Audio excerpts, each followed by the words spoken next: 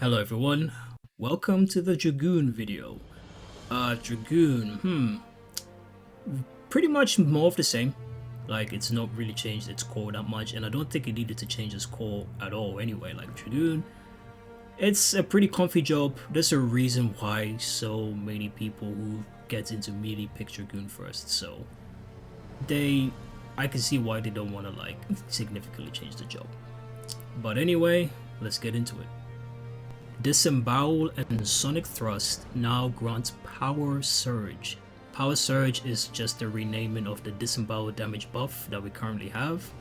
This does mean, yes, you get to keep your damage buff during AoE, which is long overdue. Like, this freaking problem should have been hot fixed in Shadowbringers like 2.5 years ago. But I guess they're like, well, let's just save it for the next expansion. Well, finally it's here. So, thank God. Anyway, I'll calm down. For those who played during A Realm Reborn and Heavensward, Power Surge is a nice nod because Power Surge used to be a very old skill. It granted a 50% damage boost to your next jump, so yeah, the meta back in Heavensward was like getting some super spicy jumps out by using Power Surge alongside all your personal buffs and your raid buffs. So yeah, some history for you. Life Surge now has 2 charges. This is great, as it should make using it for your hardest hitting GCD way easier, which right now is Full Thrust. It also brings in the option of potentially using the second charge on Wheeling Thrust, Fang and Claw, as they are the second hardest hitting GCD you have besides Full Thrust. We'll see how it goes. I'll just let the Dragoon mains decide on that one, but it is a possibility.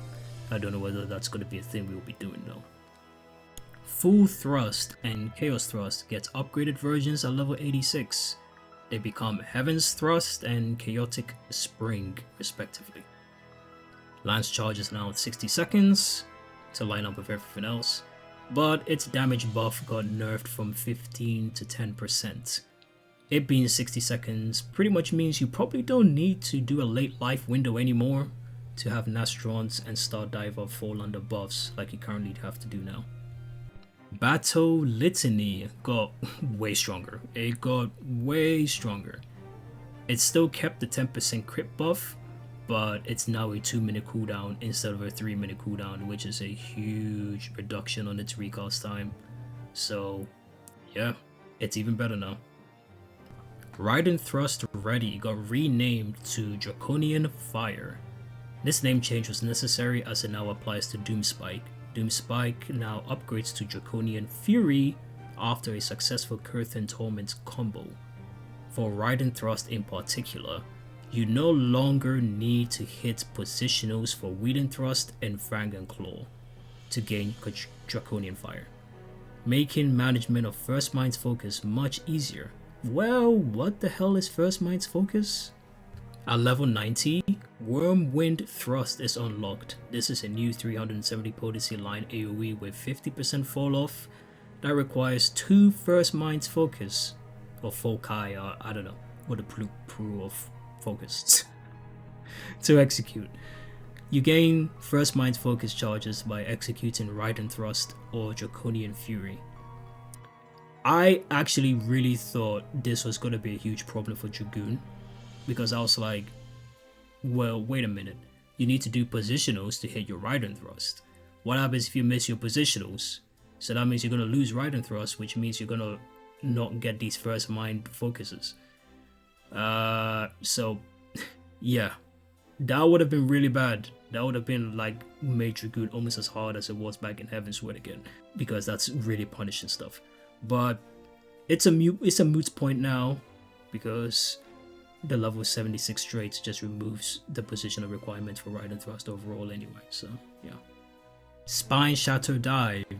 My favorite skill, actually, yeah, I'm joking, I don't really like Spine Shatter Dive at all, to be honest. But it got 2 charges, so at least you can save a charge to use as another gap closer, alongside Elusive Jump, if you need to. Ideally, you want to be fitting both charges during your buff windows, But if you know the fight, you know, okay, I can at least hold one of these to just get back on the boss. So that's a nice change, I guess. Blood of the Dragon is now a trait, but we already knew that. So, I mean, that's fine because Blood of the Dragon was basically trivial to keep anyway. Like, you have to try really hard to lose Blood of the Dragon in current Shadowbringers right now, to be honest. But the only bad problem with removing Blood of the Dragon I can think of is that you lose that sick aura it gives you. So that's a shame. Could have kept it, but I guess having Blood of the Dragon aura permanently all the time on Dragoon would be a real pain in the ass eventually. So you will be missed, at least from me anyway.